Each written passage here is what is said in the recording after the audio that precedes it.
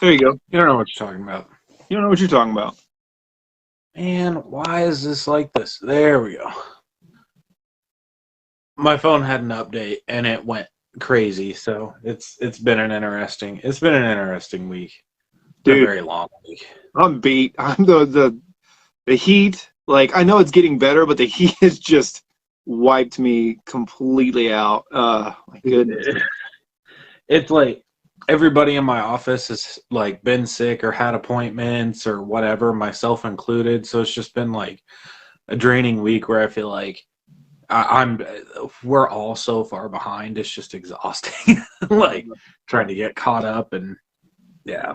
Dude, that's kind of what I was talking about, is just being behind, like with all the MCU movies that either I have little interest in or I just don't have enough time for. And then like horror, I still haven't seen Black Phone, I haven't seen X, and I haven't seen Men. And those are three movies that I'm hearing really good things about that I just cannot carve out a chunk of time where I'm not like fixing something or selling something or working out. Like, I really want to give 100% focus. I just can't carve the time. I tried to watch Vacancy last night while I was working out and ended up not being able to do that either. And I was like getting right to the good point of Vacancy, and I was like, oh, well, I'll finish it later. Brittany had some friends over, and I hung out with them, and I can't party with ladies. I can't keep up, but it was fun. But VFW, darn it, Caleb, that shirt, I can't read it, man. Sorry. Can you read that? Bought VFW on 4K, saw half of it so far. From what I've seen, it was very good. I actually agree. I really enjoyed it. Took me forever to finally watch it, but solid film. I feel like they owe Carpenter some money. Like the grain, the way it's shot, and then like the music is full on, like it just has serious Carpenter vibes, and I loved it. But it felt like a movie that never really fully got to a sprint. You know what I mean? It felt like you were dreaming and you want to run, but you just kind of hover. Like, for some reason, it just never fully realized, I think. I don't know. Maybe it's a good thing because it feels very grounded the way it's paced. But yeah, I just thought I was going to get something bigger, bolder, nastier. I mean, some of the I guess some of the gore really did surprise me that they went there with some of it, but I don't know. Good movie. I enjoyed it. Yeah, good movie. I really want to see X. I know that the prequel's coming out soon. I have been dying to see it, and I just, for whatever reason, I can't carve out enough time to sit down and watch it, like you said. I do have a vested interest in, I want to watch She-Hulk, but I don't have time. I've only watched the first episode of Moon Knight. Like, that's... Yeah. Moon Knight, I heard, was pretty good. I don't know a whole lot about the character. From what I've been told, it sounds like a cool character. I really want to watch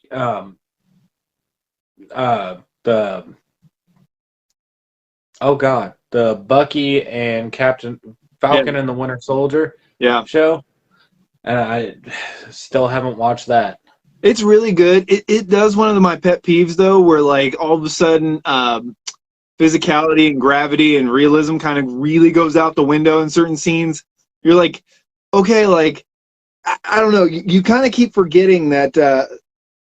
I don't know. It's like when Batman hits he goes in squirrel mode off the roof, and the Batman, and he hits the bridge and the car and everything. He just gets up. I'm like, he's a superhero, but he's not super. Like, you know what I mean? Like, come on.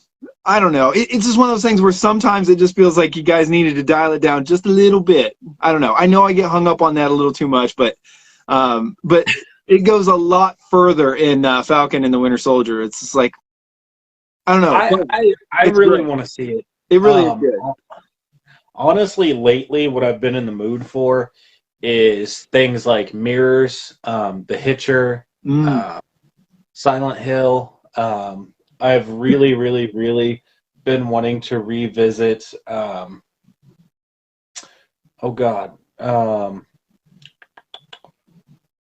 original Ring. I don't know why I can think of that. Ringu. Really bad. Yeah, so, Ringu? Was it? Yeah. The director of that movie made this film called Bliss, which is awesome. I've never heard of that. Huh. Moon Knight is a poor man's version of Legion. Watch Legion. Legion's the one with the angels, right? And the Terminator Angel movie. They outfit out in the Yeah. desert. I actually like that movie. Like when that like weird bus driver dude gets out and he's all like, Dude, the chick at the restaurant was the wildest. But I liked that movie when it first came out, and then I went back and watched it not all too long ago, and I was like, man, this doesn't hold up the same. And then I did the same thing with Priest. I saw Priest when it came out, and I went back and watched it not too long ago, and I was like, these were better just left back then as pleasant memories. Like, it's like they're Ben not Helsing. bad. It just It's like Ben Helsing with Hugh Jackman, where it's like it's kind of a guilty pleasure, like, but you really got to look past a lot of bad CGI, a lot of overacting. Yeah, I can't remember the name of it, and I'm gonna kick myself for that once you figure it out. But the vampire movie with Ethan Hawke, was it Daybreakers? yeah. That is an overlooked one from that good. era. That one was really good. Yeah. No, the show Legion. It's X-Men related. It was on FX with Aubrey Plaza. Oh, that I never watched any of that. I didn't either. I barely now. It's sparking a little bit of memory, but yeah, I don't. Well, that's All right, well, Legion. I might. Yeah, I'll have to check that. I still haven't watched. Oh, what's the one that they canceled and like jacked it all up? The one right when Fox sold to Disney, and it's the kids in the asylum or whatever. New Mutants. New Mutants. Yeah, I still haven't seen that, and I've actually heard some good stuff from that. What's crazy is that was the best first trailer like that I've ever seen. It was awesome, and then once all the rights started getting messed up, I knew. I was like, I'm not gonna put myself through it because I know exactly what's gonna happen. It'll start strong, it'll trail off, and then it'll get cut. It'll get axed. Dark Phoenix, man, god dang, like it wasn't as bad as everybody said it was, but it's pretty bad. It was X-Men 3 rebooted. Again, you got the same director. What were you thinking? Like, why? This was a story that's involved in a universe that had already happened, like, in our lifetimes. Like, it was, and not even all that long ago, like, what, 10, maybe 15 years ago? God, X-Men 3 was probably 2004, maybe? Yeah, and you had 5, 6. You had cast reprising their roles. I get that you're trying to go for the multiverse and all that, which is fine, but you don't need to make the same movie to do it. Like, yeah, this one was better than X-Men 3 Last Stand. I said what I said, but it wasn't great. Like, yeah, the bar's pretty low for Last Stand. Yeah. Yeah, man. I don't know. It sucks that like we're getting some really good superhero movies and then we're getting a lot of generic turds. I'm not excited for Blade at all. And that makes me super sad. It's going to be Venom Morbius 2.0. But I want to play the Killer Clowns from Outer Space game. Yeah. So bad. The Hellraiser teaser looks pretty solid. Yep. The new Terrifier 2 trailer. I am really curious as to how that's going to go. I believe its release is October 6th. And then what else do we have? So Killer Clowns, Halloween ends. Did Rise get Evil Dead Rise? Evil Dead Rise, which has kind of been pretty hush-hush, and more people have been giving video game news. Like, I guess that the Evil Dead video game is getting some of the cast from the remake movie, which is, that's kind of cool. Yeah. Yeah, no, I also keep, for some reason, digging into dead franchises and doing research for whatever reason. On my breaks, I'll spend like 5-10 minutes doing that for a second. And I was reading about every like 6 months for the past 5 years, there's a new rumor about Silent Hill or Konami releasing an untitled property so it feeds into Silent Hill. And I'm really, really hopeful, but I don't think it's going to happen. And my gentleman down here will probably feel with me on the video game front about the sadness that is the current state of Silent Hill fandom. Yeah, well, that and poor Resident Evil fans, man, like they just cannot get a true adaptation of the story. People they want to do their own thing, or like they want to remake or splice together. I don't know. So the problem is Silent Hill for a movie, the first film, was actually done really well. So they took elements that were a good adaptation to fit into a film. A lot of diehard fans hated the movie because they did it, but there's no way to fit everything that's in that first game into a movie. It's just next to impossible. Second movie was utter trash.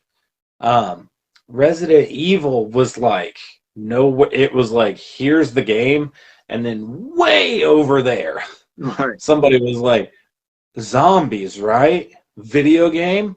Okay. T-Virus. We got this. All right, let's go. We got it. We're going to get that chick from The Fifth Element. Let's go. Yeah, well, that's his wife, so yeah, I mean, that's the director's as her husband. Yeah, I forgot about that too. Yeah, she's talented. She's a good actress. She's very physical presence. So, yeah, that's definitely her franchise. And she said about the wildest thing ever in an interview when they were talking about the remake movie and show coming out. She was like, well, I just think that the fans of the video game want a true adaptation like mine or something in that vein. And I was just like, ooh, no. You had one movie that was somewhat close to some game lore, and that was it. That was really it. Two has a lot. I mean, that's what I'm saying. Oh, okay. Two. Okay. Yeah. Yeah, it's a bare minimum, yeah. They were paying them bills. Yes, they were. They were. Absolutely. I still love the first movie. Second one's solid. Third is where I teeter on. I don't want to watch anymore. Yep. Yeah, after the third one, I'm done. It should have stopped at 3 because they elevate everything so insanely fast. Like the world is dying. Oh, wait, we still have 4 more movies, though. Like, you can't find water. You can't find food. But we got 4 more years, like 10 years of like, and I get it. The Walking Dead does something similar. I thought that The Walking Dead was poorly paced as well for the longevity it wanted. But the TV show Resident Evil sucks. I haven't even given it time of day. I don't want to. Just being completely honest. I do have an interest in the film that came out not too long ago. I kind of want to see it. I don't want to dedicate my life to a subpar show on Netflix. I don't want to. Right. I just don't have time for a series like Child's Play. I mean, I just, I don't know. I just don't watch a lot of shows. I just don't have time for it. I just cannot.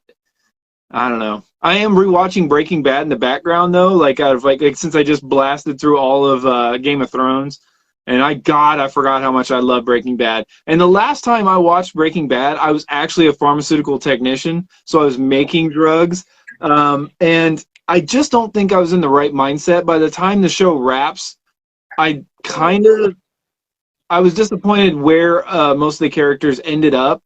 But I think now watching it from a different point of view, understanding the transitions of characters, I think I'm going to like it even more at the end. But because that's something my wife loves it, absolutely. I'm like, well, but I don't like how this, like, I don't know.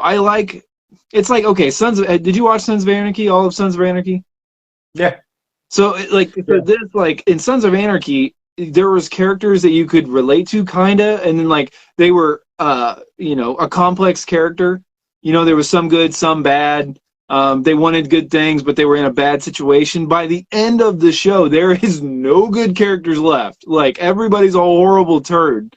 Like, everything is gone. It's all about money and all this other stuff. And it kind of leaves you cold. I watched it probably 8 months ago, and it's actually better, too, on a third watch because I knew where it was going and kind of accepted it. But yeah, by the end of that show, I was like, damn, like this is depressing. This is no longer dudes, shootouts, drinking beer, some evil stuff, some backstabbing. It was all backstabbing, horrible, nasty stuff. I don't know. It just wore thin on me. I don't know. Yeah, when Opie dies in Sons of Anarchy, spoilers, That's pretty much where I was like, I lost interest and I stopped watching for a long time. Uh, Uh-oh, we lost you. You gone. Hang on, let's see.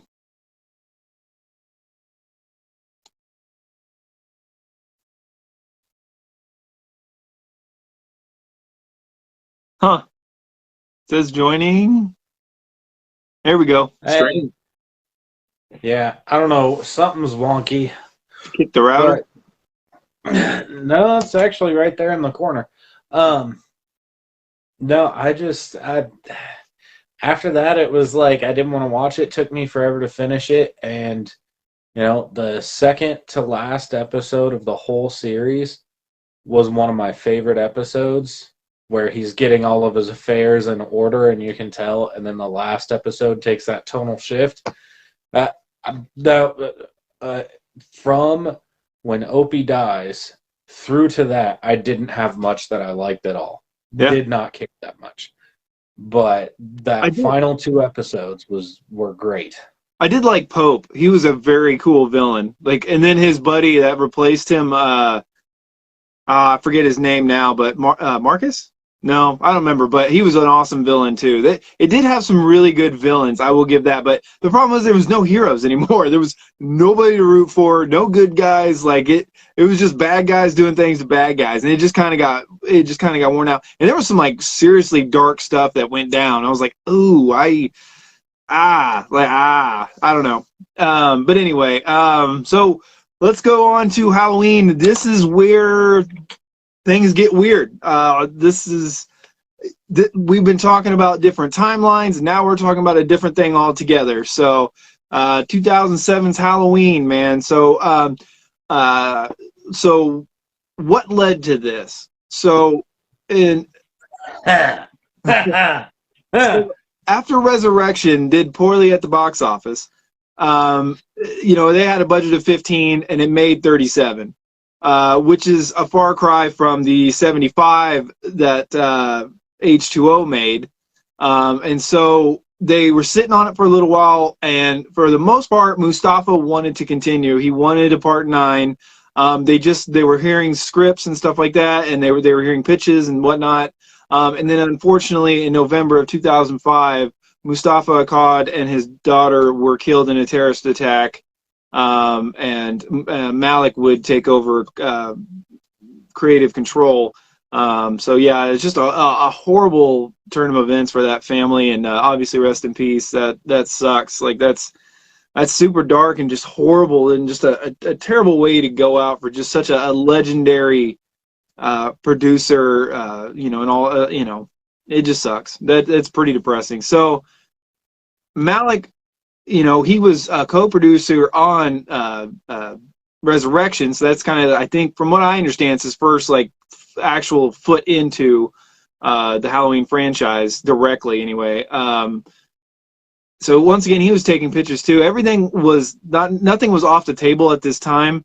Rob Zombie was out there doing his thing, making a name for himself. He did House of 1,000 Corpses, which he struggled with a little bit, but then it got off the ground and did really well. And then he did Devil's Rejects that did really well. And so he was the new hot thing for horror at that time. And he got in touch with Malik, and Malik really likes Rob Zombie. And from what Rob Zombie says, he's the one that came up with the idea to reboot Halloween. And I'm like, I guarantee you that was on the table. Like, you sold it, but I guarantee you it was on the table. It wasn't just like, oh, I never thought of that. Like, this is like right in the beginning / middle, more middle of the reboots. You had Psycho, which nobody talks about. You had Texas Chainsaw Massacre, and you had a couple others here and there, right? So it's kind of like right there in the middle, right when things are really kicking off. And so, yeah, so they went forward. It has a standard budget of $15 million.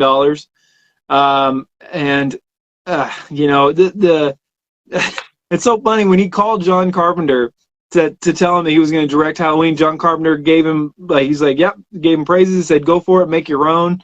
and good luck. And then apparently something happened to where John Carpenter called him a liar when Rob Zombie said that that John Carpenter gave him the cold shoulder. He was just very passive something on that. So John actually was like on record of just saying, well, F him and what an a-hole, and like I don't know what his problem is, and they've buried the hatchet since, I guess. But I was like, that's so weird that I don't know that, you know, John, from all accounts, John Carpenter, I've never met him, but from all accounts, he does seem to be really, he has his good days where he'll talk, and then some days he doesn't want to talk Halloween, and he's very just like, get off my lawn kind of a guy, and that's fine. That's fine. So I don't know. I think the truth is probably somewhere in the middle. Like, I don't know. I wasn't there, but it sucks that you guys can't get along. But so then he would go into casting, and his cast for this movie is phenomenal. He's got a great eye for casting. He's got a great eye for scenery and everything in the scene. And he just did a phenomenal job of hiring his friends and newcomers and stuff like that. Getting Daniel Harris in this movie was very smart. You know, it's like a Easter egg without, you know, being an Easter egg. It's a homage or respect, you know, and a way to end her. Well, it's probably not ended, but a way to continue on her piece of the franchise. Malcolm McDowell would come in to play Loomis. I think he's a solid Loomis. We'll probably get into that a little bit more.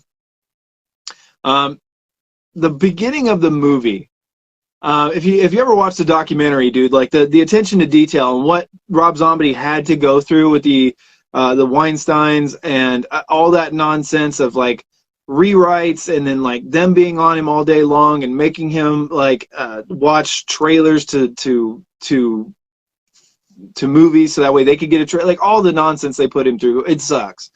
But I don't. So it's one of those situations where it's kind of like Joss Whedon and the studio, where like if you have problems with this movie, it's probably a combination of both. You know what I mean? Like you never really got to see the true version because somebody else just destroyed it. It's like The Predator. The Predator is bad, but there's reasons for it. I don't directly blame Shane Black, kind of a thing. But originally, Rob Zombie wanted the entire movie to be about young Michael Myers, and at the end you would see him transition into being an adult, and you'd see him have the mask, and then in the next movie you would get more of what we got the second half of this movie. But it just, nobody wanted that, and it just wouldn't fly. You know, I think they could have made it work, but I don't think it would have sold. I think it's one of those things where it's like Jason, the hockey mask makes the money. It sucks. You know, it's something where it's like Prey. Maybe if you put it on streaming, maybe it'll get some conversation. You can keep things kind of toned down a little bit. You don't have to go so crazy. I don't know, but I thought that was interesting when I found that out, that he wanted the whole thing as young Michael Myers. So that's, you know, I would have liked to have seen it, but I'm glad we got what we got if I had the two options. Man, we've talked about it in our commentary. We've talked about it a lot. And I know for me, like the opening of this movie is almost unwatchable. I mean, how do you feel about it? I mean, we both like Rob Zombie to a degree. You like his movies more, but man, it's thick.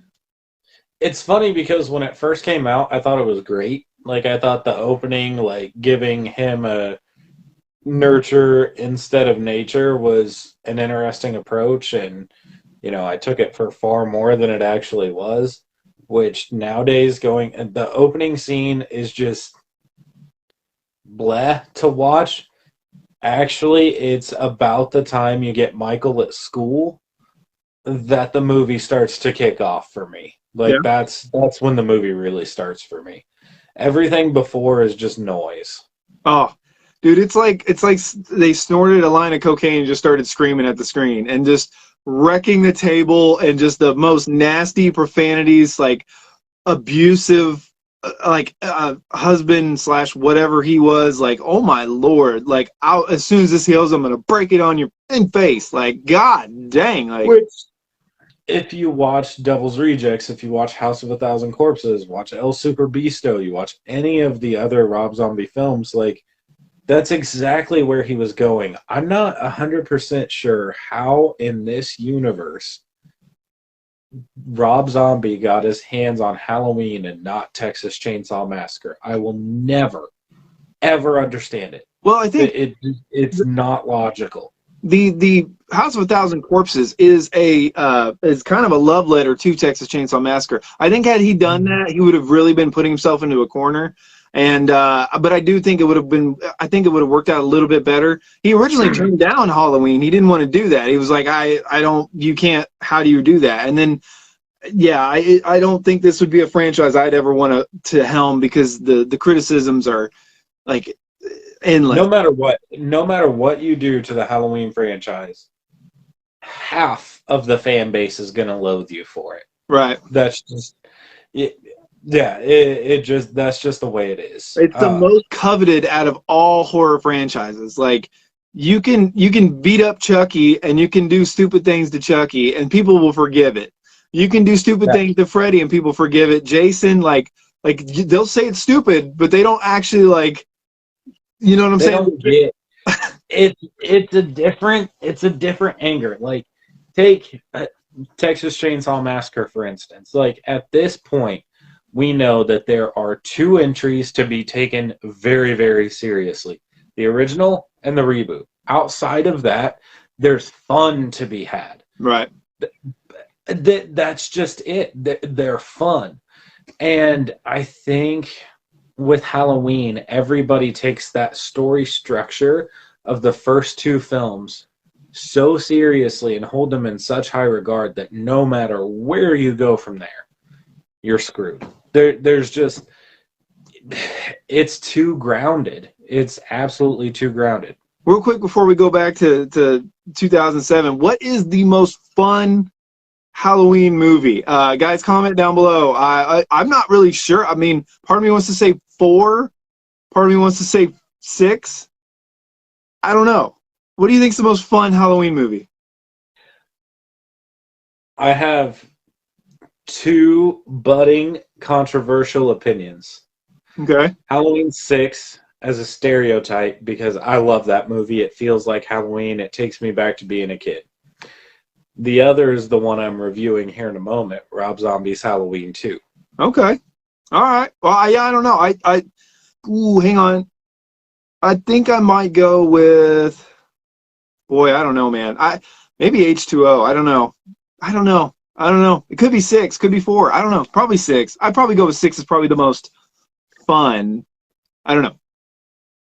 Anyway. Yeah, what's funny is if we attach that logic to Friday the 13th, you could go literally any film in the franchise and it works. Like, absolutely. Yeah. There's a good reason why each film is the most fun to somebody.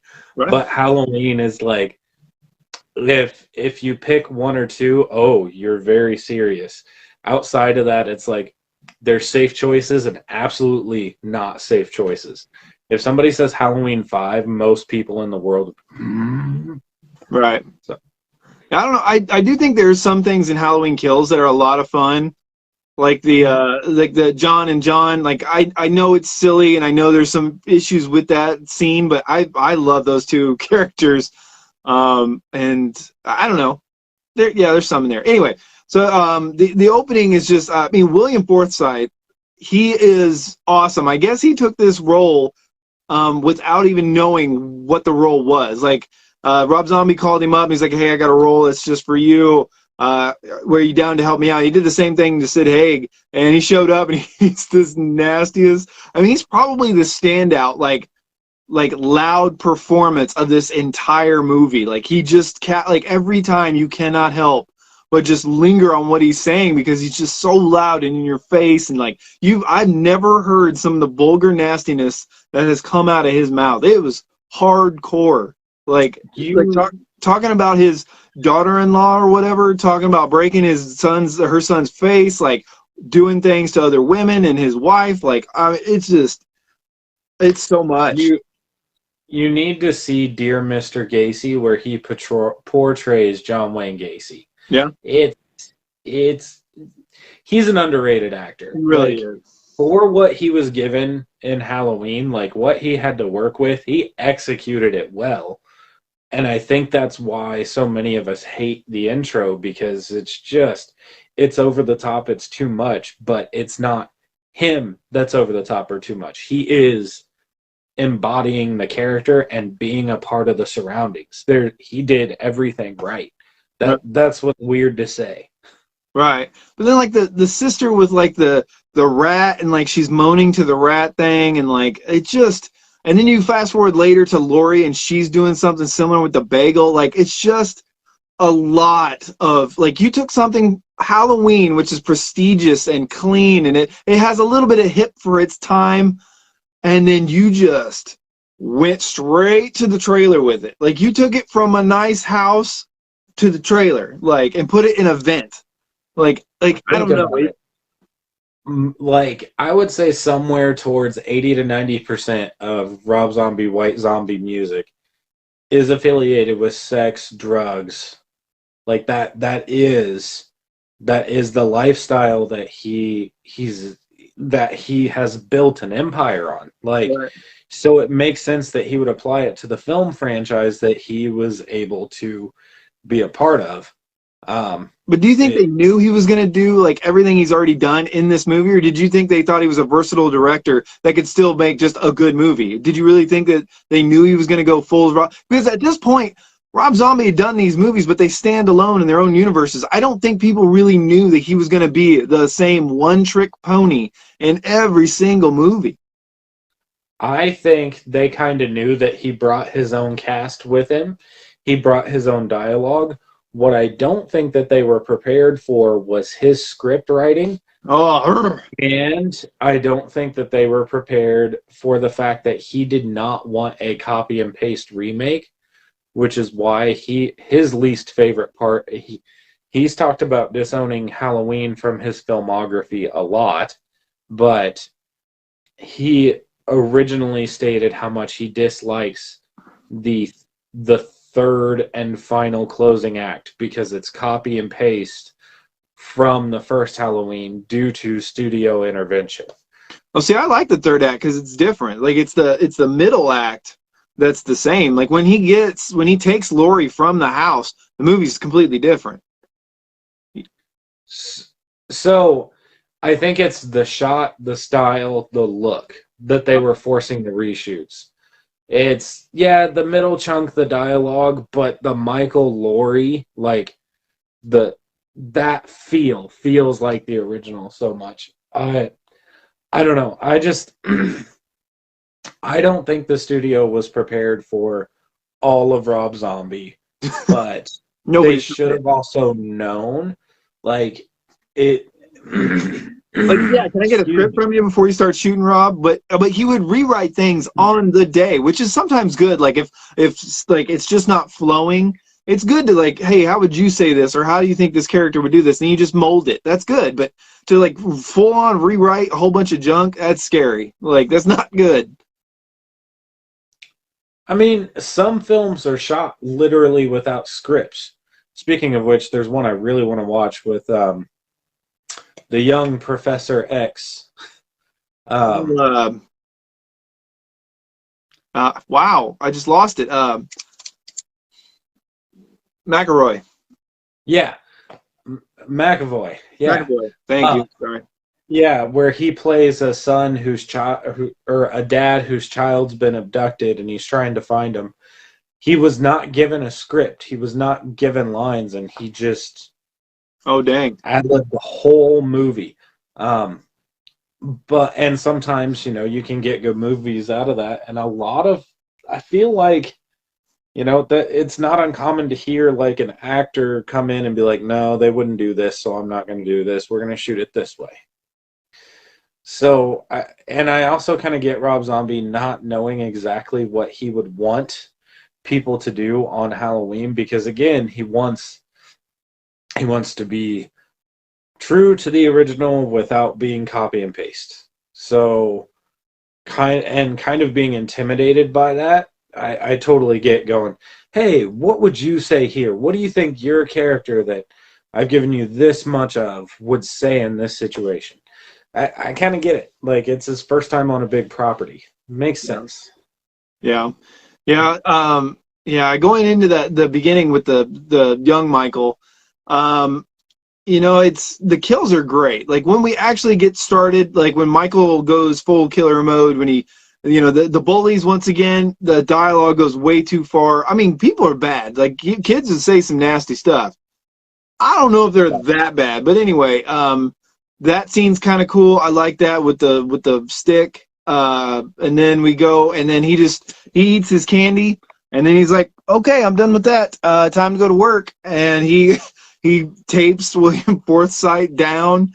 That kill is awesome. The boyfriend with the making himself a nice sandwich, like while he's like, that's so weird. Like sleep with the daughter, and then you're just make yourself at home with the sandwiches. He didn't even wash his hands. But anyway, the baseball bat kill is awesome.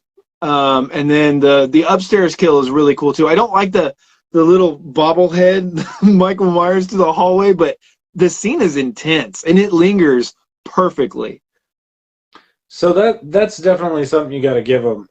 No matter what the movie is, be it 31, be it House of a Thousand Corpses, be it Halloween, the dude knows how to shoot a kill scene. Yeah, he does. Yeah. Without a doubt, those are some of the best kills. They just are.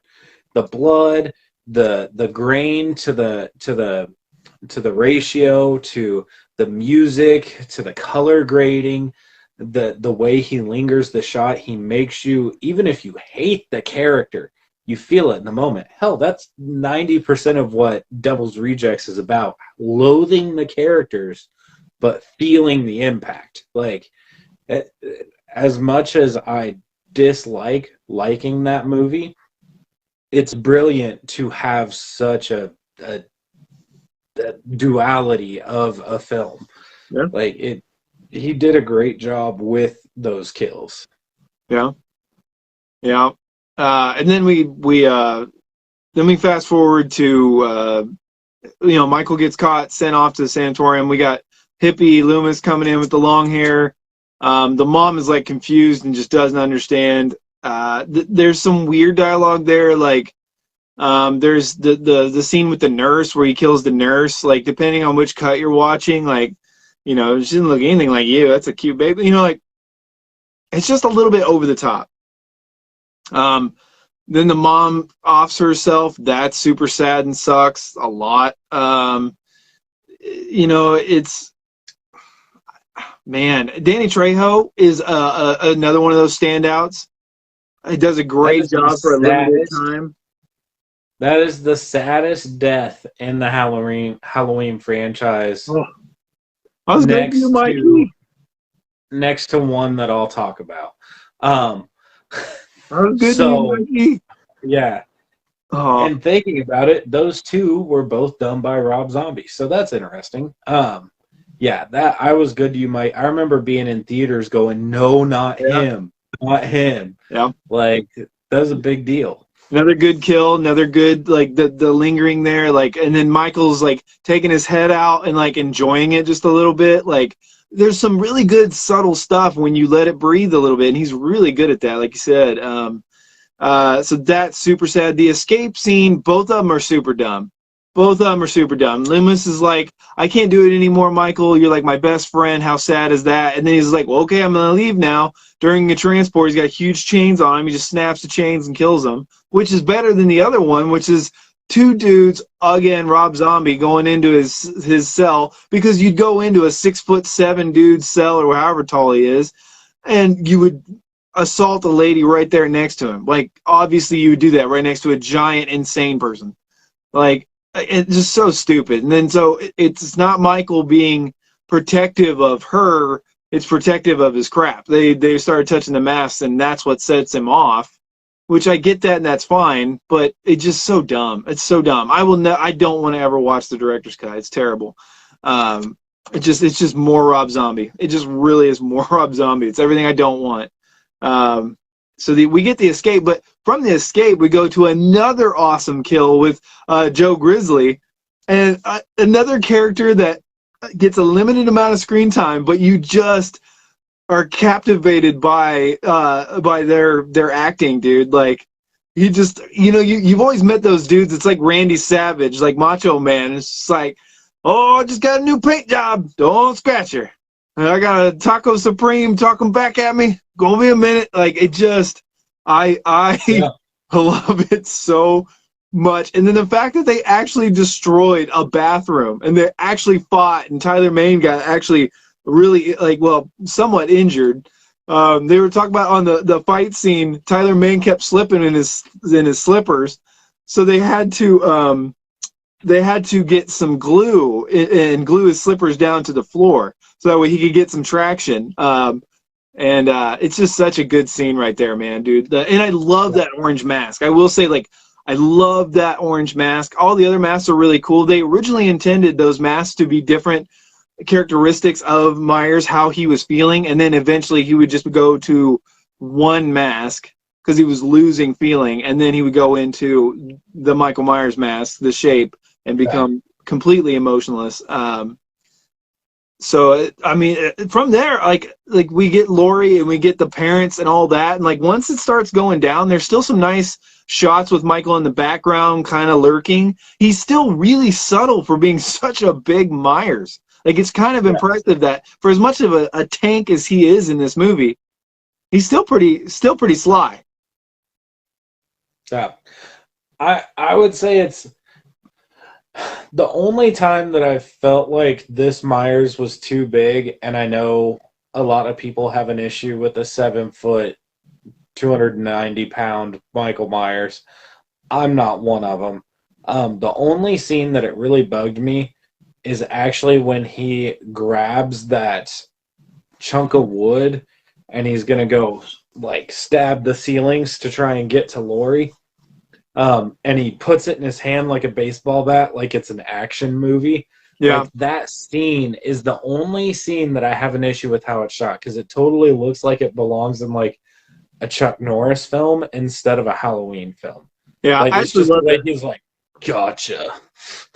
I love that scene, actually. That's one of my favorite scenes. When I left the theater, I was like, I just love how he just destroyed that house going for her. I don't know. He felt like a force to be reckoned with. Him doing the destruction's totally fine. It was just the shot of him grabbing it and putting it in his hand like he was a part of the Warriors or something. Just like, I'm gonna get you. It was just that. If I had to pick a scene where that, like, he was too big and it kind of ripped you out of it, it was like when they come in and like the guy's hanging on the door with the pumpkin on, and then like when before that, when they're making out or whatever on the couch and he's standing there, he just looks like the couch. He looks bigger than the couch, which he is, but it's just like, damn, like if you had to fight like the original Michael Myers versus this one, in your mind you would think that Tyler Mane is just going to destroy him. But what you forget is like his ability to lift Bob up without even any effort whatsoever and put the knife completely through him. There's subtleties in his strength that you'd have to take into account. When you see a big Myers, you get that he's strong. It's not a leap. It's Rob Zombie taking all the mystery again away from the character. It's very fast food. It's very flashy, which is good because it made a lot of money, but it's one of those subtleties about the character I feel is lost. Like, obviously he's strong because he's huge. Like, I don't know. Yeah, I don't have a problem with that. I'm at this point accepting that it exists, and I actually find enjoyment out of both his first and second movies. And I actually really like the design of Michael Myers for these two films. Oh my God. Both the size, the mask, the overalls, all the looks, just they are by far in my tops. He nailed it. And for some reason, Michael Myers being huge works for me in these two movies. It wouldn't work in like Halloween 2. By any means. It's not. No, I don't want that there. Like in Halloween 2, like we were talking about, we did the commentary on it with the mask and like how dirty it was and like how he was dirty. You look at his hands, he's dirty. Like, this Michael Myers looks like the devil. Like, his outfit looks nasty. Like, bad things are coming for you. The mask is scary. It's one of the scariest masks in the entire franchise, if not the scariest mask. Like, it really does feel like the devil's coming for you. Yeah. So like making Michael Myers 7 feet tall in 1981, I don't want it. Making him 7 feet tall in Halloween Resurrection, I don't want it. But in these two movies, it fits the context of the character, so it works for me. Yeah, yeah. Well, then so then you got the parents' death, right? Kind of going back a little bit, like that lands too. Like the mom, like being cornered and whatnot, and like just the viciousness of when Michael shows up, kills the dad, and like goes into the house so fast. Like you don't have any time to react. Like what would you do if this was a real intruder that didn't want to scare you, didn't want to steal anything from you? He's there for your life, and then like not my daughter, and like the phone, and like all that. Like it's a great scene. It really is. When you really have to detach yourself from everything you know from Donald Pleasance, right? Like all your love for that character that Donald Pleasance did, all your love for the first couple movies or however many, like you really have to just detach yourself. And when you focus in on this movie and accept it for what it is, removing all previous stuff, there's a lot to really like in this movie. There's a lot of dumb stuff, a lot of stuff that I would have never done, stuff I would have deleted, but there's a lot of good stuff. It's a horror movie, so when you're there for the horror, it delivers. Yeah. And then the friends are loud, obviously, too. They're the same thing. They're overly done. Danielle Harris does a really good job for this, though. I mean, she's overdone, too, but the kill of them, Linda's kill, again, like, it's like bursting through the door with the mom. This gal is, like, completely naked, and, like, she's just being lifted up, completely vulnerable. And she's taken by surprise. I love that little subtlety difference when Bob is coming up the steps and you think it's Michael just because that's where your brain goes. And then all of a sudden Michael comes out of nowhere, just glide. It's like the original glide of Michael Myers with Michael Myers in Age 6 in the hallway where he's just like almost sprinting. It's like a beautiful combination of that where he just messes him up. And then the Annie thing where you really feel the impact of that as well as you will in the H2. And then Laurie, that the house scene with the kids is good. And then the cops is cool. And then the third act is a little slow. I feel like the movie slows a little bit down when they go into the basement and stuff like that. And he's trying to show her the picture and she didn't understand, yada, yada. But that third act of hiding when he's so pissed off and then going over the railing at the end, man, like, and they had to cut it right there because the stunt actress got hurt really bad and they didn't want to show her actually being really hurt, so they cut it there, and that's why that edit is there. There was some unsafe things that unfortunately happened in this movie, like Scout Taylor Compton didn't know the difference between a real knife and a prop knife, and she didn't know that there was two different ones on set. So she grabbed a real knife and stabbed Tyler Mane on the first day of shooting between the two of them. And then Scout almost fell off of something, and like he saved her from that, and like all sorts of weird stuff. It probably just happens in these kind of movies, but yeah, man, it's a pretty good white knuckle ride for the most part, like from escaping help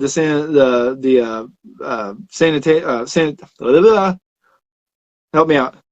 Sanitarium. I don't know why. That sometimes words they just go.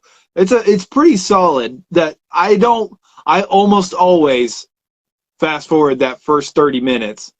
It's just too much. It's just too much. It's weird. When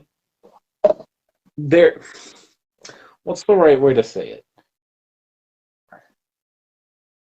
When the remake of Halloween came out, it was, and most horror fans will tell you this, they were in love with it when it came out. It was a weird time. We were all wrong, and we openly admit that now. But I have seen the 2007 reboot Halloween so many times that it may be an exposure thing that I'm able to forgive it more, but I see the problems. I completely admit they're there. The opening scene of the movie is too much. Like I said, the movie really starts for me when we get Michael in school. That's where it picks up. when he kills that spy kid, it's on. Um, but I've seen that movie so much that I'm able to forgive a lot of its problems. Um, I I was at a weird age. So 2007, when it came out, I was 16, 17 years old. And I was, still in high school, but working every single day after school, except for one day, working both weekend days. And what I would do when I got off is I would go shower, I'd go to my room, pop in a DVD, and if I was still awake, pop in another. If I was still awake, pop in another. So when that movie came out and my brother gave me a copy for my birthday, I mean, I just repeat watched it over and over and over again because it was a new Halloween movie. Yeah. I've done that with Kills at this point. I've watched that movie since I bought it. I've had it play in the background so many times now. And I still have problems with the movie, but I'm beginning to be less angry at it, but I still hold my values there. As you say, because that's what I thought was going to happen too. Over time, we it's like with most of them that are bad. Like, yeah, we still know it's bad, but we've lessened, and like the good we've let outweigh the bad. But that doesn't mean when you do rankings that you aren't still critical. Yeah. So I mean, and when I at that point in my life, I would also wake up early enough that like I had a minute to prepare my thoughts, and then I would turn that movie that I fell asleep to back on, I'd smoke a cigarette, and then go to school. That was it. Was like a routine. I didn't really hang out with people. I was just like in my own. I did my own thing. I went to work, went to school, went home. That was it. And that was that. It's weird. Like that movie and Chronicles of Riddick, I have a very close association with that time in my life. So, as much hate as the movie gets, as much as I agree that it's problematic, I got a soft spot for it. Yeah, yeah.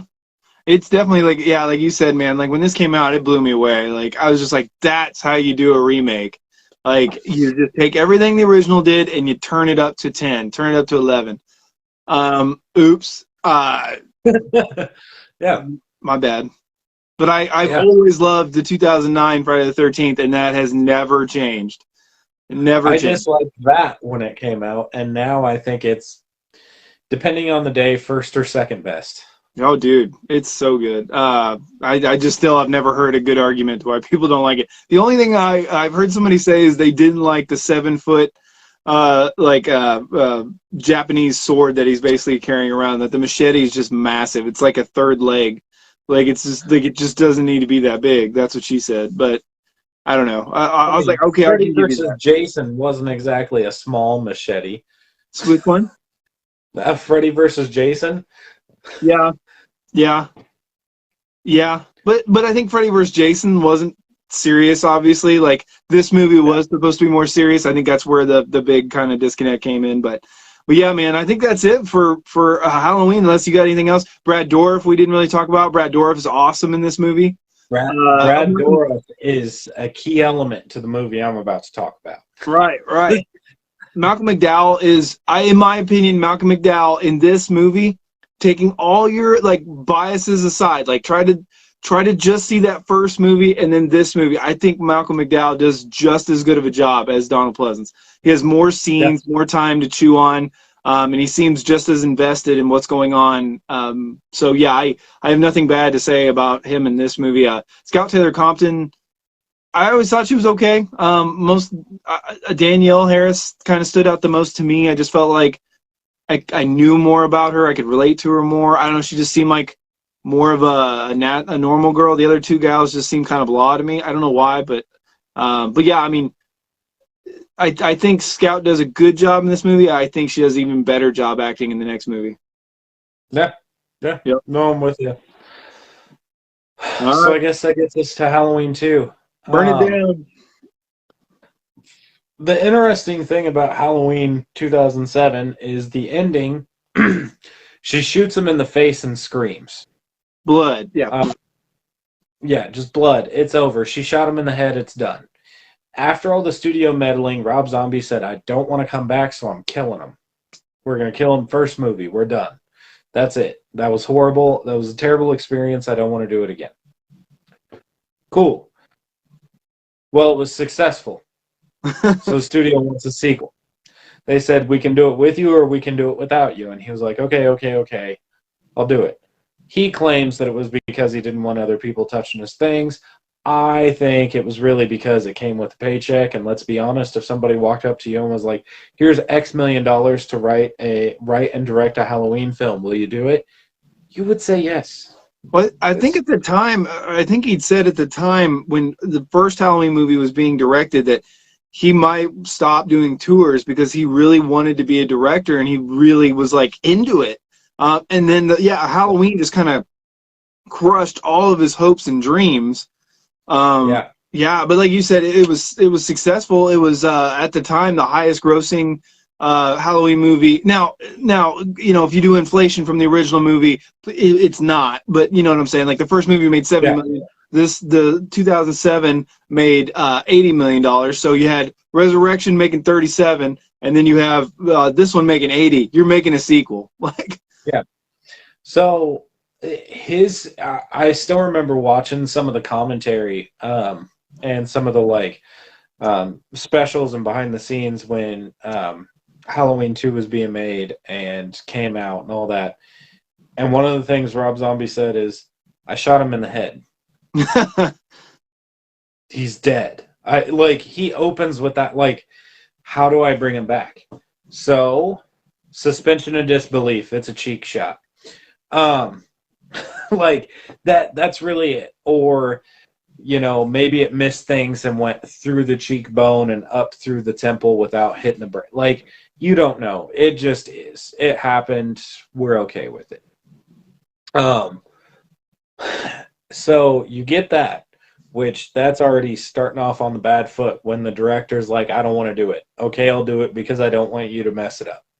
So he walked into it saying, I'm going to kill everyone.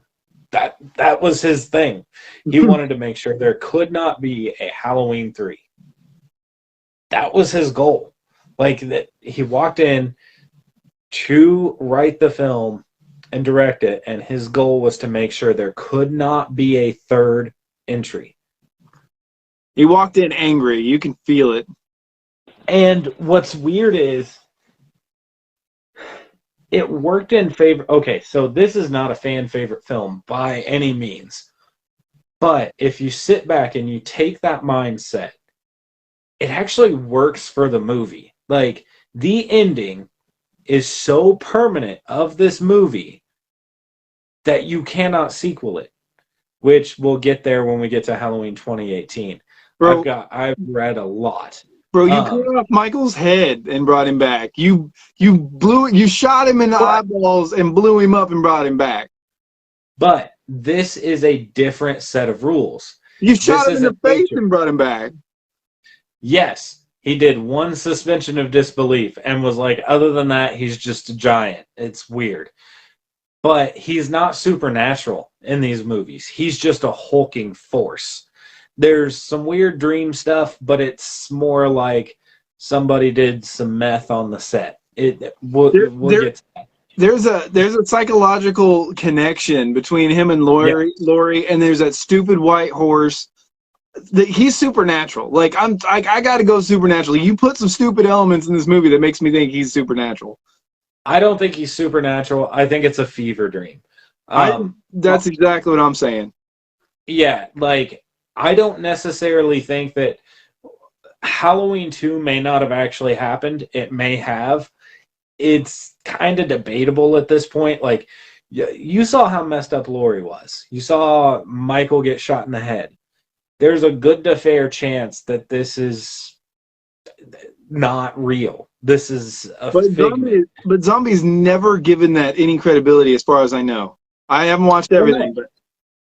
No, I don't think he has either. Otherwise, that'd be taking over all of the fan sites and all of the blogs and all of the Right. everything. So if he didn't intend it, then it's not, and that's what kills me. Is like it's a fever dream, but it's not. It's not necessarily that he didn't intend it. It's just that he's not saying it because he hates that he had to do another one and he didn't want to do it and he was going to have a bad time, so he's going to make the people have a bad time. He seems kind of cocky enough to try and pull that off, like a long play on the fan. But anyways, I'm getting out of hand here. So Halloween 2 opens up with arguably the best opening of all time. Like, I cannot get over. Okay, it is gory. It's brutal. The fingernail comes off. Oh my god, man. Oh my god. It's too much. It's really hard to watch. Woo. It is. And then you do get a moment of one of the worst. Wait, I'm going out of order. So, yeah, I'm out of order. Sorry, rewrapping my brain. You get the best opening ever. You get Laurie in the hospital. She talks here. She has lines. She moves. That's pretty cool. That's pretty awesome. And you can tell she is messed up. Far more than Jamie Lee Curtis in 2, where she like has a sprained ankle and a cut. And again, this is the way that Rob Zombie made these shots happen. It's effective. It's probably the most that I feel the pain of a character in the Halloween franchise. Right. Like, the physical pain in this movie is redonkulous. It's absolutely wild. There's no other words to explain. It takes, whoa. But hospital sequence, you get Michael Myers showing up, you get the blood, you get the coolest looking version of this film's mask. I don't care, like the blood over it and the wet hair and the fire axe. It just works. It's scary. It's intimidating. And you get this new anger to how large he is anyways. So she wakes up, she tries to get a nurse's attention. Nurse comes around the corner screaming. All of a sudden a wound opens up in her face, which is kind of your first tell that this is maybe not real. And then she just starts screaming, and Michael comes around the corner, and just the way he's just grunting and stabbing in the back is brutal. Yeah. Absolutely brutal. Makes me think of like when you have to go back to the drive-thru because they put mayonnaise on your burger. Like, no, you don't go back. You just swallow your pride. Nope. Never take fast food back. But yeah, it's just. I hate the grunting. I must say, I really, really hate the yell grunting. I hate it so much. I don't. I think it fits. Like I hate. Like it's like there's like a little like yell at the end of the grunt, which would be cool in another movie. I hate it. I don't hate it. It fits to me. It works. You know the grunting that I hate? In which one? This one. When he's getting shot? Jason Goes to Hell. No, getting shot is pretty bad. But it works for Michael Myers here. Like, he's just brute force and angry. So it works. Well, fast forward, he's chasing her. She falls in a pile of bodies. Hint, hint. Right. Then we get her getting into Diabetes' shelter. And that is the saddest thing ever. Imagine having a glazed donut. You've worked all day, you see a glazed donut, it works in your favor, and then it's pouring down rain. There's no more glaze on that donut. This has bothered me ever since the first time I've seen the movie. I'm just like, throw it away. Dude, it's over. It's soggy bread. It's sad now. It's done. That's my biggest complaint of the movie. That's weird. You get Michael killing that dude and breaking into the shelter, and then you get Laurie waking up. Depending on your version of the film, You're 2 years later, you're a year later, it doesn't really matter. What does matter, the difference in cuts here is how you will perceive Laurie. In the director's cut, she's harsh, she's cruel, she's angry. Her characterization seems like somebody who she's unnecessarily taking her anger out on the wrong people, and in a way that it makes you villainize her and dislike her. If you watch the theatrical cut, some of that is cut down, and she is actually a sympathetic character, and it's done pretty well. I personally prefer the theatrical cut. It makes the movie far more enjoyable for me. Me too. Anyways, Michael Myers. That ambulance, my man. The ambulance scene, starting out, two dudes, yet again, making inappropriate, just horrible. I get dark humor. Much. I do. I'm all for some dark humor. Absolutely. But it's Halloween is classy. That's the problem. This is not Friday the 13th. It's not Texas Chainsaw Massacre. Halloween is classy. Not anymore, it's not. Anymore. Anyways, so their dialogue I don't like, but I do like cow, cow. Right. Boom. Boom. When I was in the theaters, so sitting through Laurie like do the nails and the pain and the restenting the arm and all that, I was already like, oh man, feeling a little queasy over here. But then the way you can tell that his teeth were like in his lip, and he just kind of goes, ah, that just got me. I like when it involves teeth, I'm out. I'm like, nope, I'm getting a little clammy. I'm gonna turn away for a sec. I gotta breathe. I will say, when Michael kicks that back door open, walks around with the glass, and saws his head off slowly with a broken piece of glass. Yes, the 10 out of 10. 7 was point on. Yeah, it was. Yeah. And then you get your first white horse. Oh God, which has no real purpose in the movie other than Rob Zombie thought it was cool. That's it. I feel like there were two things. One, Rob Zombie wanted to put there's a connection mentally between Michael and Laurie, and I want it to kind of be the family angle, so mom. Also, he needed to shoehorn his wife into the sequel, because as much as I do think that Sherry Moon Zombie is not a bad actress, he does put her in everything. That's just true. Right. So I think Halloween's probably her best performance. Halloween, and I really like her version of Baby in House of a Thousand Corpses. Yeah. Oh man, that is scary. Also in Three from Hell, being honest, like, yeah, but I think character, she kind of has weird. She kind of has the Johnny Depp thing to me, where like you always play weird characters so much that it's hard for me to gauge your actual acting ability. Like until I see you just give me something normal. Like you care, you're struggling, like you have to go through this stuff. Like I just prefer that every once in a while I'll see a grounded character. I am kind of interested to see her as Lily Munster. I don't have high hopes, but I kind of want to see what she does with a role where she's not, being Baby. Right. I think she's going to be better than the guy playing Herman. But yeah, keep going. Sorry. Anyways, so no, all good. Now we're going to get into the story arc that John hates, most people hate, most people loathe. Loomis saw dollar signs. Now, for the archetype that was set up, for the character that was set up in the original films, even in 2007's Halloween, it doesn't work. It doesn't work compared to the originals.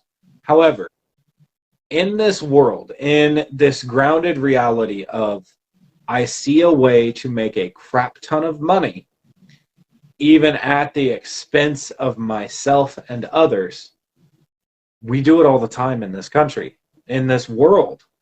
So to me, it's like a slap in the face of a loved character. That's why I actually like it, is because it's so true to human form, but so against the actual character. That's a huge risk, and I loved the risk. It's fine that he is seeking fame and that he, that's how he's dealing with his trauma, is that he is putting himself into work and he's trying to get, he's got kind of a facade to a degree or whatever. Like, I get that. It's once again, it's the dialogue going over the top. Like, I want it to sizzle. This is old Loomis. This is new Loomis. If I want your opinion, I'll beat it out of you. Like, it's just too much. On paper, I 100% agree with you and it looks good. It's the delivery and the doubling down on all of it. It's too much. Rob Zombie either does all or nothing. So he was going to make this character as pompous as possible. Right. So to me, it works because, I mean, again, look at the opening scene of Halloween 2007. So it fits. I can't say a lot bad about that other than I see why people hate it. You get him at a book signing being a horrible person, and then dude pulls a gun on him. Because he's, oh God, what was her name? Oh, Laura's dad? Yeah, thank you. Pulls a gun on him, threatens to kill him in front of God and everybody, which I like it. That was actually a good scene because you feel for him, the father, you understand where he's coming from, and then learning 20 minutes later what he's putting in this book, you're like, you kind of deserve it. Right. So Linda, my bad. Works out. Linda, thank you. Bad. Yes, that's it. The worst part of this movie, in my opinion, is the strip club. We don't need the rabbit in red. It's unnecessary. Now, the brutal stomp of Herman Munster is awesome. Stomp's pretty sick, and the glass is very mean. Like, good. The arm, yeah. So that is Grandpa and Herman in the same scene. But I don't know. I don't want to. So you get Laurie. She figures out that Michael is her brother because of the book that Loomis just put out. He didn't give her heads up. Yeah, no heads up, no call, no letter, no nothing. Just it's in the book. She freaks out somehow because the stars aligned and something else. Michael is able to hunt down and find exactly where Laurie is at with telepathy. Yep. Reasons. I will say in this film, it is far more a suspension of disbelief than a lot of the others because it doesn't make sense how he finds her. It doesn't make sense how he makes it to the party. It doesn't make sense how he makes it back to the house. It does not make sense that he looks like the size of Mighty Joe Young flipping that car. Okay, so there's two problems I have with his height. That's the second one. It looks good though. Like, it's a good looking shot. It's the same thing in the field with all the hillbillies. Like, they put on the high beams and they start kicking the crap out of him. That scene is actually one of my favorites. To this day, when you get that field and you get Bobby from Sons of Anarchy being a horrible person and trying to play the country version of his character from Batman Begins, it's actually really, really cool because you get to see that Michael's he's not always on. His mentality isn't always just kill, kill, kill.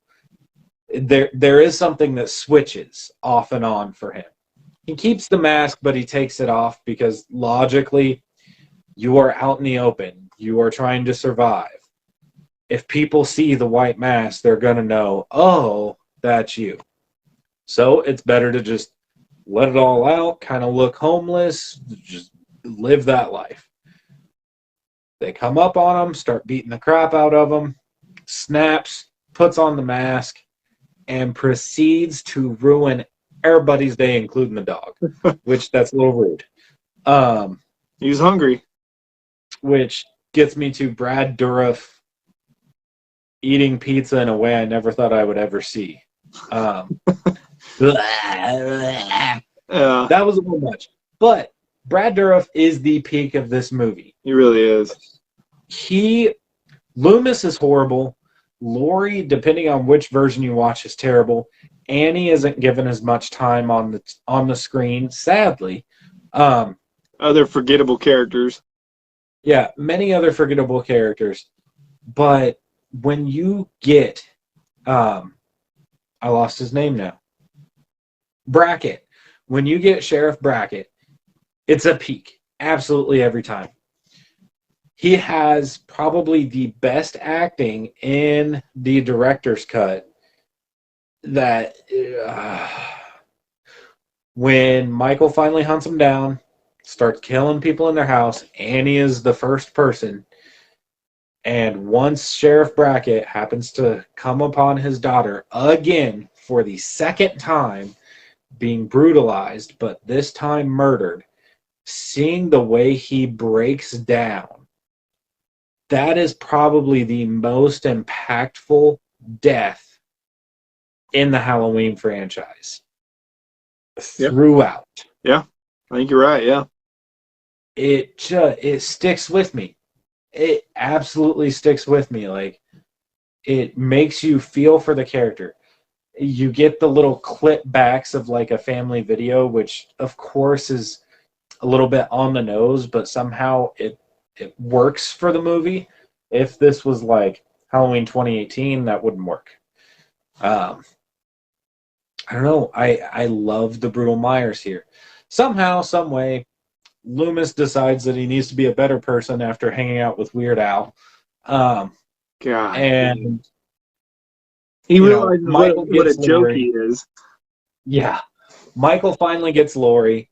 Michael gets her in this shed that is inexplicably in the middle of nowhere. And again, it's found because reasons. Oh, God. And somehow, some way, kid Michael Myers is holding her down while mom and real living Michael Myers are standing there. This is sharing that telepathy thing again, because once Loomis gets there, none of that's there. It's just her sitting there screaming and Michael standing up staring at her. And then I can't remember which cut I'm going with for the ending. I can't remember if this is director's or not. But they're shooting. Michael comes out. Well, Michael really ruins Loomis's day. You get the cut across the face. He's dead. Yeah. D-E-D, dead. And then you get Michael coming out. You get him shot. And then you get Laurie coming out, and she grabs the knife. And somebody shoots her. And then we fade into the long white hallway with her. And then what Mr. Sandman plays, the weirdest version of that song that I still to this day love. It's your theory about a fever dream is the most applicable. It has to be. It has to be. Like, the dumb differences, like the tonal shifts, the coincidences, like, yeah, all that, like, this whole movie's about trauma. And then all of a sudden, 1 year or 2 years, Michael Myers comes back. Like, and here's the thing, too, is like, so in the director's cut, Michael Myers says die, which is like just so dumb. Like, hadn't said a word in 20 plus years or whatever. He says die for whatever reason, like, dumb. And in the director's cut, Laurie is technically dying or dead in that hallway. Like, she is going to the light. In the theatrical, she lives and she's insane. It's this movie just puts to bed. I have to say, again, this Michael Myers, watching his mask deteriorate, his clothes deteriorate, seeing how he also like tries to keep warm with the coat and the vest, it works. It's one of my favorite things because that is based in realism. Michael Myers, in Halloween H2O is way too crisp and clean for a guy who's been hiding out for years. Halloween Resurrection, if he is really living in those tunnels, he's not going to be that clean. It doesn't make sense other than, ooh, scary guy, white mask, blue jumpsuit, that's Michael Myers, you got it. This Michael Myers he's homeless. He's going from place to place, living outdoors, surviving by killing animals and eating them without cooking them, I might add. So it's logical. It works, and I really like that realism, which is actually why I dislike the Halloween 2018 mask. It's crazy. Like, after knowing how latex breaks down, the Halloween 2018 mask, that is not how latex breaks down. Yeah, it should have just been he should have just brought like a replica or something like that, and just be like, remember this, Michael? I mean, it's not the same one, but it's just like the one you had. Like, it should have been a replica. Like, it's dumb. Yeah, man, would you still, they really gloss over the fact that Michael Myers is alive. Like, they don't bring it up.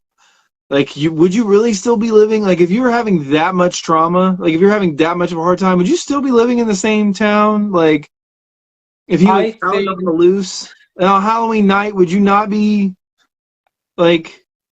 Also, if you think about it, she was her senior year of high school. Her parents are murdered. She's left with nothing but her best friend. So she moves in with her best friend and the dad, who's the sheriff. She thinks he's dead because she shot him in the head. But they would know he's not dead unless they all covered it up for some dumb reason. Because the beginning when he escapes, that's supposed to be like real. He escapes. That's not a part of the dream. So that's why I think, I like bracket freaking out at the book. I will bet if he caught wind that Michael's body was lost, he wouldn't give that information to Annie and Laurie because he's trying to protect them from that. But I think it would have to be public, though, because after so many people died, like, people want justice and they want to know what happened. Well, yeah, if they found out about it, he probably wouldn't lie, but I feel like Laurie especially was doing her best to avoid any, like, media, anything like that. She was just going to work at her record store job and going to therapy and then going home. And that was it. That was absolutely it.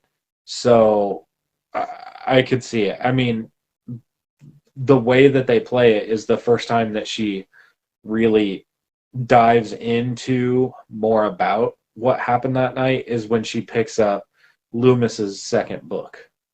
Yeah. Yeah, this movie, it really feels like John Doe's speech at the end of Seven, where he was like, if you want to get people's attention, you can't tap them on the shoulder anymore. You have to hit them in the face with a sledgehammer. Then you realize you have their full attention. That's how Rob Zombie is. He's like a 4-year-old with a sledgehammer. He's like, it's just, there is some depth, but god dang if it's not just screaming in your face. I have to say, it's weird.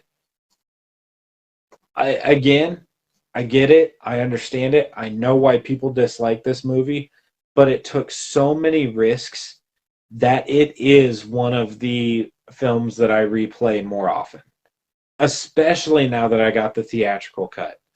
I really like the theatrical cut. I can't explain it.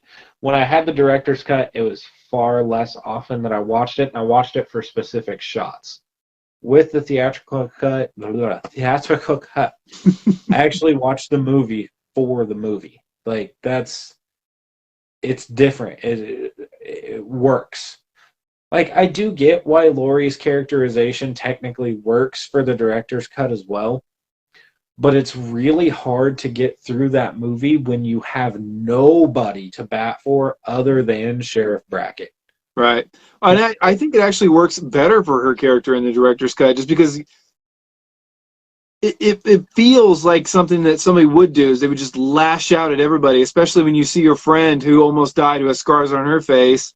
Like it Yeah. makes sense, but like it makes sense, but it is not as fun to watch. It just, so Yeah. I can defend that part of it, but yeah, man, this is a fever dream piece of crap. I mean, it's got great shots, it's got good things to it, but when you really break it down and look at it, you're like, from a story perspective, it's it's it's terrible. It's just terrible. It poops on everything that came before it in its previous movie. It doesn't line up. It doesn't match. It doesn't make sense. It doesn't work. Like it. I They're dumb. Like, if you just deleted the dumb white horse and the stupid connection and the possession crap, like I always thought, like if you're going to continue on after, well, even really for Halloween 2, there's two ways to look at the original franchises that Michael just snapped out of nowhere. He does what he does. But when you start involving like Halloween 2, when it's talking about the unconscious mind of Michael Myers and Sam Hain and stuff like that, like then you start to look at other aspects and you talk about the cult and stuff like that. I always think like if you're going to continue on, especially after 2, Michael is possessed. Like that's why he stopped talking. That's why he completely shedded all of his humanity. He was possessed from evil demons or whatever it was to just be pure evil. He was possessed to be pure evil. This movie, when you wanted to ground Michael Myers so much and like give him a normal, realistic, psychotic background, and then all of a sudden you're like, let's go back into the supernatural funkiness. Like you can feel I am it here. really this is getting me really worried about Halloween Ends. Because like there's only so many directions they can go, and it's gonna go in the direction. Right. Well, when you think about it, like, dude, like Michael Myers isn't supernatural and Halloween Kills. Like, if okay, so Yes, he is. yeah, you have to suspend your disbelief. Like, but the shtick works for one movie. He gets shot 6 times out of a window, gets stabbed. Like, it works just long enough to finish off the night. Suspend your disbelief, but it flows so well, it works. You know. You tell me this dude got shot 3-4 times, stabbed in the back with a pitchfork, stabbed in the back, like all stomped his head on a stair. Right, like all the damage he took in 18, like losing fingers and all this stuff. Like you're telling me that he's not supernatural, being cooked alive in a basement? Like stop, just stop. If he's not getting medical treatment, he's dying. Wounds don't just heal themselves. Like I don't know, like. I'm almost to the point now where I'm like, just go full supernatural. Just go. Like, might as well. At this point, honestly, what I want more than another Halloween movie or anything, I want to go ahead and get a Jason X sequel. Like, let's do it. At this point, we need something so kooky and wild and crazy, and that is the perfect film to do it. Yeah. A Jason X sequel. Like, let's just do it. Let me get Uber Jason up against Jason. Let's just do it. Yeah. Just do it. But because it doesn't matter with Friday the 13th. Like you could make pretty much any Friday the 13th movie idea you wanted and it would work in some way. It's just Halloween. It's written into a corner with the first movie. It's written into the corner with the second. Then the Thorn trilogy does it again. H2O did it again. Resurrection did it again. It just keeps over and over and over. Honestly, 2018. God, this is gonna make some people mad. 2018 shouldn't have gotten a sequel. It had the perfect ending. It did have a solid ending. Like it had Laurie tackled him in the basement, and like that was it. Probably, yeah. And just hearing the breathing. You don't know that he got out. You don't know that he stayed in. That's just it. It's open-ended. Some people could say, oh, he escaped. He got out. Others could say, no, he died in there. And that's fine. That's how you end a franchise.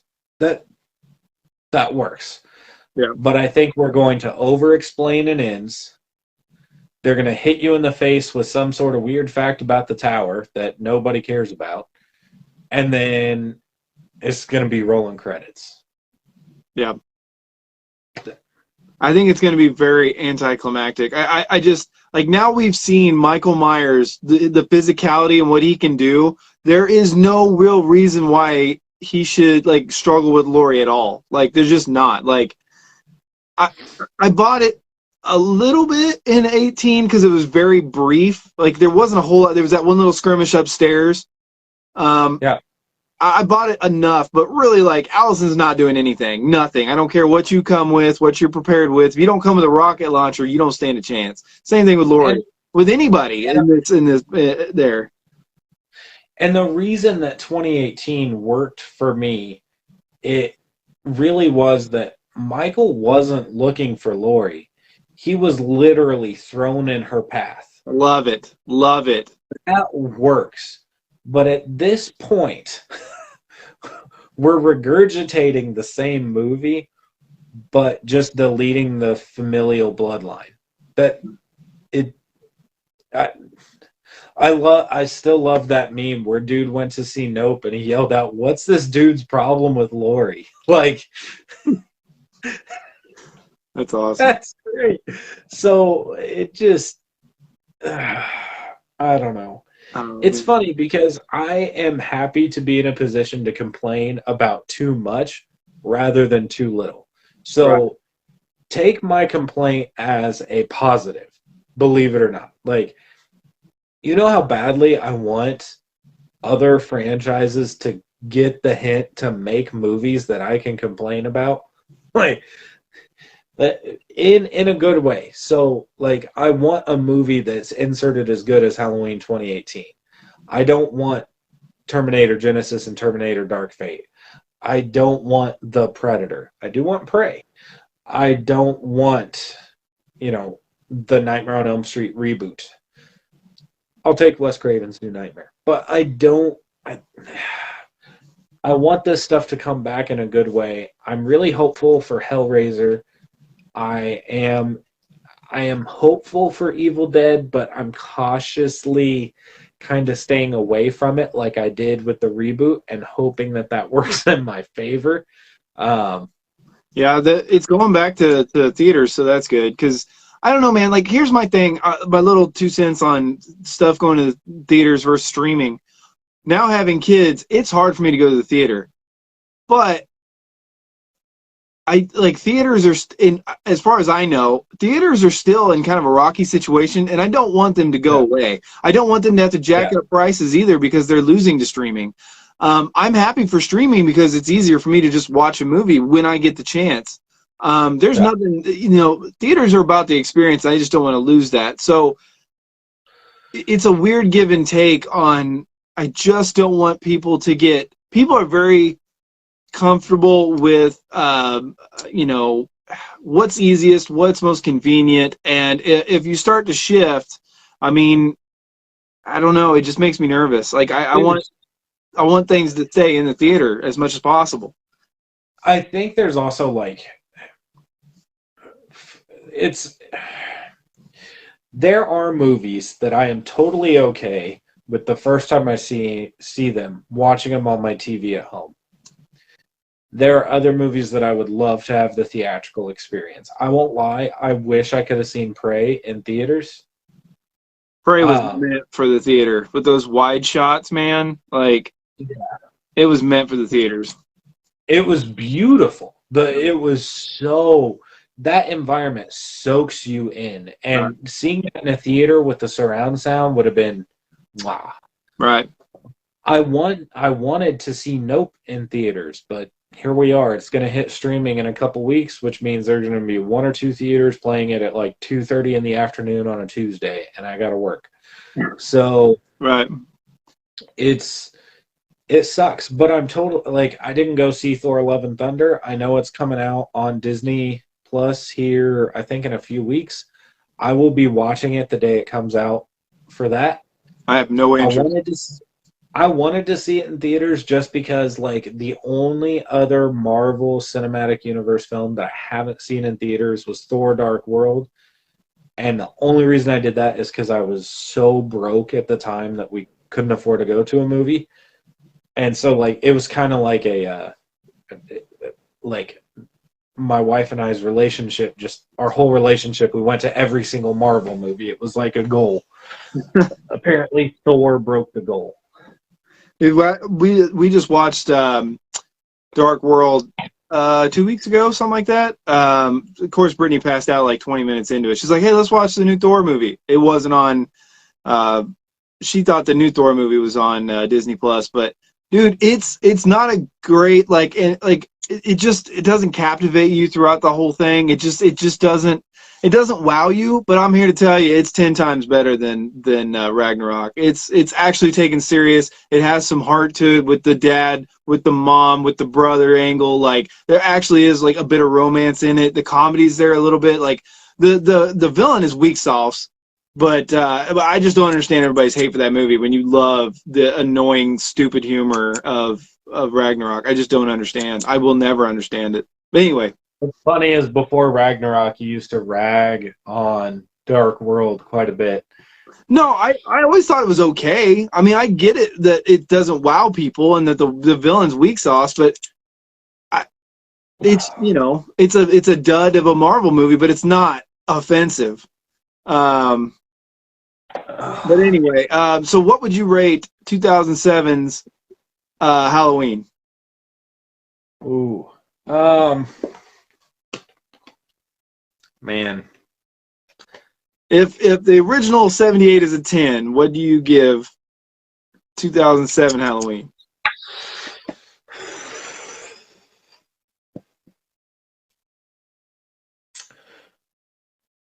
I'm going to go a 4.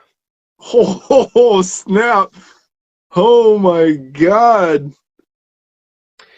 Everything that I love about it, I truly love. Everything that I loathe about it, I truly loathe. That's so funny. That's spot on, man. It exists. I watch it. It's something I pop on while I like clean house or something. Absolutely. Do I watch it around Halloween every year? I watched it so much when it came out. I've got a relationship with the movie, but it does not deserve to be high tier. Yeah. Yeah, I think I'm going to give the movie...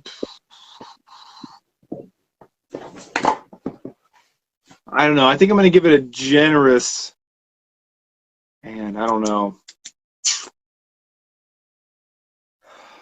I'll give it a generous 6, 6.5, 6.5. With give or take my mood, give or take, it could go solid 6 or below, and it could probably creep up to a 7 if I don't watch the first 30 minutes.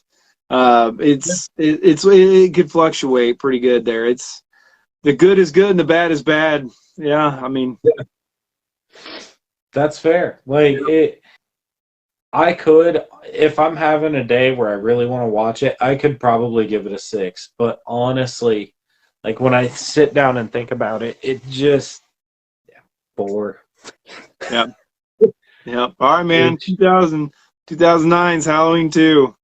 Which makes this ranking interesting. I already knew this one. 6.5. I enjoy Rob Zombie's Halloween 2 more because I feel like the cuffs are off. He gets his own artistic view. Michael Myers makes sense. The White Horse stuff doesn't.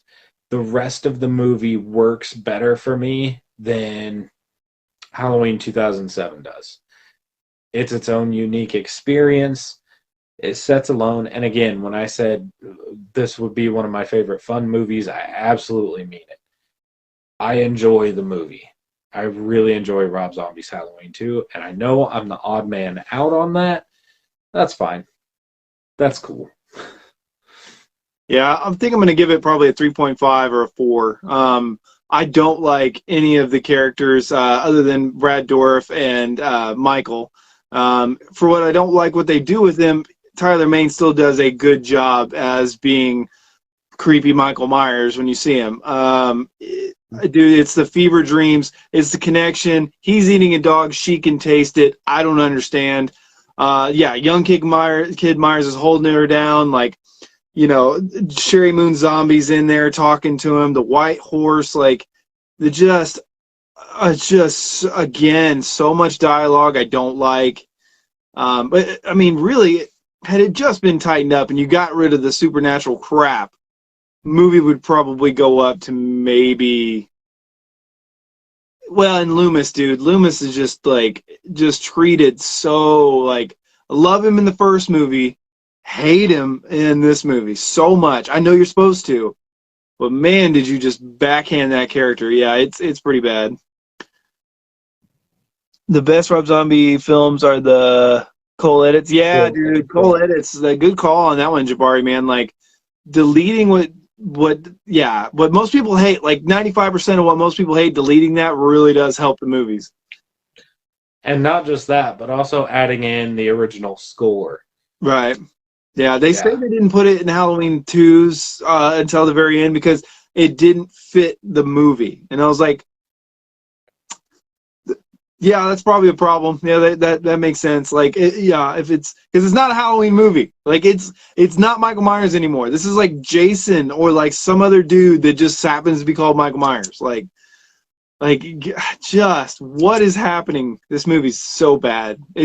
I don't know if it's the worst in the franchise for me anymore. I think subjectively it's probably still the worst. Objectively, I don't know. It's so weird because it's so disconnected because it's its own thing that I can't really hold it up to the other ones. You know what I mean? Like I've seen some people completely leave it off their rankings. Makes sense to me because it's just not the same thing. It's like Great Value up against, actual brand name cereal, like which should taste the same, but sometimes it really just doesn't. And see, I like the artistic changes. I like the difference. I like that it didn't feel the same as like Rob Zombie's Halloween 1. It didn't feel like a Rob Zombie movie with Michael Myers in it. It felt like its own unique, weird story that doesn't really make sense, but I have fun with it. I absolutely enjoy it. It's so crazy for somebody that hates kills and loves H2 for picking up right when the first one went off. I know the intentions of Rob Zombie was to kill everybody and never make a sequel, whereas David Gordon Green said, I want to bring Halloween back to basics. So that's the difference for me. Right. No, I got you. I know. Yeah, it's so frustrating to me sometimes because I'm like, it's like Freddy's Revenge, which someday we'll get to. It's in my mind the way that movie works is the entire thing is a dream. The entire thing is Freddy torturing Jesse in his brain and knowing that he is closeted and using that to his advantage to torture him. That makes the movie 10 times better in my brain. Knowing the background of what the director was trying to tell you helps the movie quite a bit. But if the movie is at surface level, if what you see is what you are to get, those are two different rankings. You know what I mean? It's the same thing. Like if I think of Rob Zombie's H2 as just a fever dream, and it's Laurie killing people, or none of this is happening, and she's in the insane asylum, the movie goes up to a solid. I mean, it's almost like The Shining, right? Like The Shining, like I always say, I love it, and then there's some things I need to tell people to calm down. Like everybody's like, it's the best thing ever. It's great, but it's great when you know the details, when you're reading into it, when you feel the love and the shots, and when you know all the work that's gone into it, the amazing acting, which this has. But The Shining was meant to be deep, like not as deep as some people have taken it. Like he's put little things in there that people blew out of proportion, but it makes the movie cooler. But people have made it its own legendary status. If we could do that to H2, movie goes up to like a 6 or a 7. Like if it's just in her mind or she's doing the killings, I love that. But when it's surface level, when I'm told that this is actually what it is, I hate it. Yeah. And see, that I think that's one of the things that makes this more fun is this is one of those movies where you and I do have completely polar opposite views on the movie, what I interpret as good about it, I think outweighs what I interpret bad about it. And you can't get past it. And that's Yeah. totally fine. Like, I understand why a lot of people can't, but I really can. I really can. When you've It's even noted, crazy. like you noted all the problems I have with it, and you're just like, yeah, rock and roll, man. It's still, it's Yeah. about entertainment, and it entertains. Yeah, absolutely. I will not challenge any of the problems people have with Rob Zombie's Halloween 2 because they're there. Like, they most definitely are. But for some reason, the movie kicks for me. It just does. Yeah, it's weird. The movie wasn't technically financially successful, and I say technically, like go easy, but like normally the rule is you need to make 3 times of the budget, and they didn't. 15 million, they made 39. But a few years after that, I can't remember what year it was, but they actually had Scout Taylor Compton and Tyler Mane called and ready to go, and then it just fizzled. And to be honest, So, I wanted to see that. Let's keep going. so Halloween 3D was given to not Rob Zombie, and it was given as they were looking at some rights issues again, and it was like a last minute thing, and they brought on some people that were going to do it 3D, and we're like, all right, we're bringing Scout and Tyler back. We've got them ready. Write this script. What? Right. Rob Zombie's not going to do it, so it's yours. And I'm like, okay, we got it. And then from what I remember, I can't think of his name now. Jason X. He was working on this project too, on Halloween 3D. He also worked on Jason X. Oh, Cunningham? God, it's good. No. God, it's gonna break me. Anyways, he was working on this. He had some of the kills scripted. He had how everything was gonna come back, and then the rug was pulled out from under him like the day it was submitted. That's absolutely crazy. Yeah. Absolutely wild. Halloween Returns got really close too. Ew, Jason X. Yeah, Jason X, man. It's definitely one of those turn your brain off movies, but it's a glorious turn your brain off movie. But by this point though, you've already like blown him up. He's eating hearts. Like he's been fighting a gal with telekinesis. Like there's so much like already turn your brain off that why not? Like the real franchise died in part 4. Like the real like formulaic, perfect little in your bubble. It died at 4. It really did. Like 5 was a cash grab. 6 is also a cash grab, but it completely changes Jason. So I mean, by that point, just keep burning it down. Yeah. Myers in Space. They almost did put Myers in Space. They almost did, man. There is a script. Yeah. But yeah. So let's see. So next week we'll be doing 2018, and we'll be doing Kills. I'm excited. I haven't watched Kills now in a couple months, so I am excited to kind of go back and revisit that and see where, I'm going to be working on my ranking a little bit, and then I think we'll probably save the ranking video till the new one comes out. It doesn't make sense to do it with the new one just around the corner. But I also thought doing maybe like a bracket of Michael Myers versus Michael Myers and seeing who the ultimate Myers would be. I thought that'd be kind of a fun video. At this point, I feel like I know exactly who it would be. Yeah, well, I don't know, because sometimes, like when we did the old versus one, sometimes we'd get to talking, and I'd be like, oh, actually, I don't know. When you really think about how brutal this Jason was, or how brutal this Michael was, or certain aspects of Halloween 4, like putting a thumb through the forehead. I'm like, God dang, like I don't know. Sometimes just talking about it gets me like, oh well, yeah, I didn't think of that. Personally, I think Myers from H6 being full-blown supernatural and just unhuman, he may be smaller, he may be stouter, but I think he's in the end going to take the cake. I don't know. He could be. Maybe we'll check it out. I don't know. But anyway, Jabari, thanks for hanging out, man. we will be back soon. I'm gonna get that Prey video up soon, and then I'll try to get this edited so much. I've been having some software issues, but it's all good. But anyway, love talking Halloween. Can't wait till next week. We'll catch you guys later. Bye. Peace.